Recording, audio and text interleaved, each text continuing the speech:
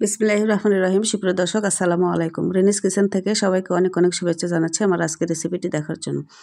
আজকে আমি আপনাদের সাথে শেয়ার করছি মৌসাক পিঠা। মৌসাক পিঠা বাংলাদেশের জনপ্রিয় একটি ঐতিহ্যবাহী পিঠা। বাংলাদেশের বিভিন্ন ইউটিউবার আপুরা সুন্দরভাবে রেসিপিটি শেয়ার করেছেন। আজকেও আমি আপনাদের সাথে রেসিপিটা শেয়ার করছি।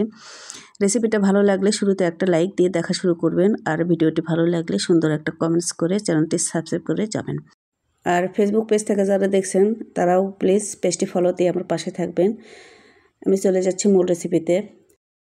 প্রথমে আমি ক্যারামেল তৈরি করে নেব, যেটা পিঠার কালার তৈরিতে প্রয়োজন হয়। 1 কাপ আমি চিনি ইউজ করছি। এই সেম কাপে আমি মেপে সব কিছু ইউজ করব।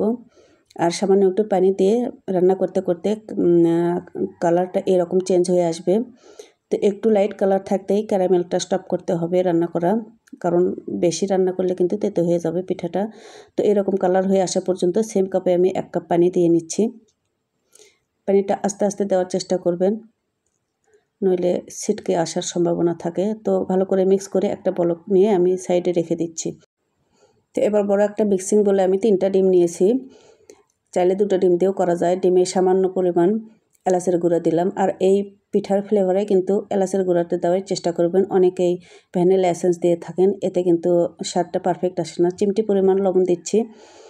এটা অপশনাল, যারা মিষ্টি খাবারে লবণ পছন্দ করেন না দিলেও পারবেন। আর এখানে দিচ্ছি কনডেন্স মিল্ক 4 টেবিল চামচ মতো হবে। এখানে কনডেন্স মিল্কের পরিবর্তে চিনি ইউজ করা যাবে, যার হাতের কাছে যেটা থাকে দিয়ে দিতে পারেন।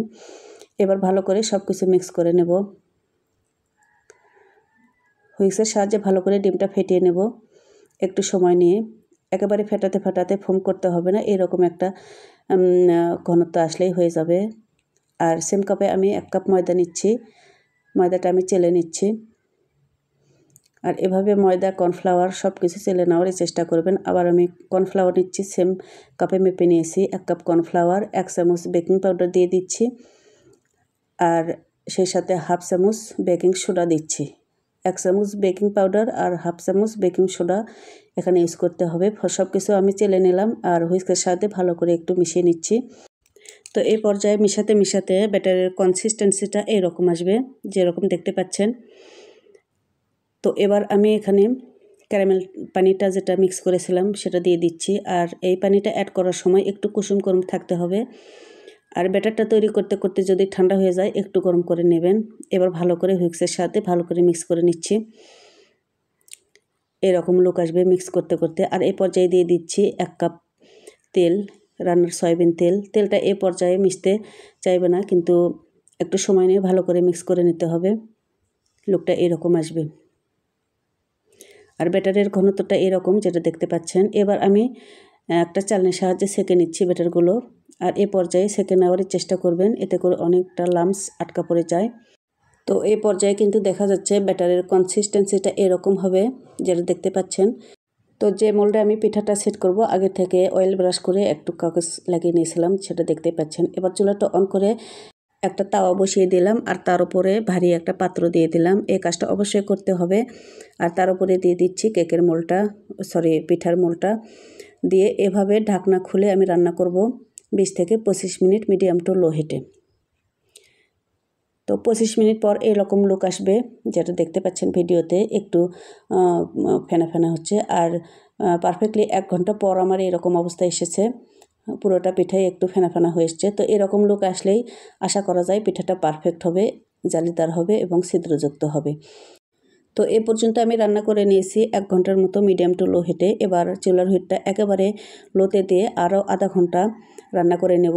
আমার সর্বমোট দেড় ঘন্টা লেগেছে পিঠাটা পারফেক্টভাবে কুক করতে। তো চতুর্দিকে এরকম ছেড়ে আসছে। আমার পিঠাটা একেবারে ঠান্ডা হয়ে আসছে। আপনাদের সাথে এবার কেটে শেয়ার করব। তো দেখা যাক মাশাআল্লাহ কীরকম হয়। চতুর্পাশটা চাকু দিয়ে একটু ছেড়ে নিচ্ছি আর একটা প্লেটে আমি মোল্ড আউট করে নিচ্ছি। যেহেতু দীর্ঘক্ষণ ধরে কুক করতে হয় পিঠাটা, নিচের তলানিটা একটু পোড়া পোড়া লেগেছে। তো এবার পিঠাটা আপনাদের সাথে কেটে শেয়ার করছি, দেখা যাক ভিতরটা কেমন। তো মাশাআল্লাহ অনেক সুন্দর হয়েছে, অনেক সফট হয়েছে, যেরকম মৌচাক পিঠাটা হয় আর কি। ভেতরে কিন্তু অনেক সফট হয়েছে আর অনেক জালিদারও হয়েছে। আর সেই সাথে পিঠাটা খেতেও কিন্তু অসাধারণ টেস্টের, ভিন্ন একটা টেস্ট। আশা করছি যারা এখনও ট্রাই করেন নাই পিঠাটি একবার ট্রাই করবেন, অনেক মজা লাগবে খেতে। আর এই পিঠার নাম মূলত পিঠাটার আকৃতি থেকে এসেছে, যেটা দেখতে মৌচাকের বাসার মতো অসংখ্য ছিদ্রযুক্ত হবে, যেটা দেখতে পাচ্ছেন ভিডিওতে। তো পিঠাটা আমি ফার্স্ট টাইম ট্রাই করেছি, মাশাআল্লাহ অনেক সুন্দর হয়েছে। দর্শক, এতক্ষণ আমার ভিডিওটি দেখার জন্য সবাইকে অনেক অনেক ধন্যবাদ জানাচ্ছি আমার সাথে থাকার জন্য। আর সেই সাথে আগামী রেসিপি দেখার আমন্ত্রণ জানাচ্ছি। আল্লাহ হাফেজ।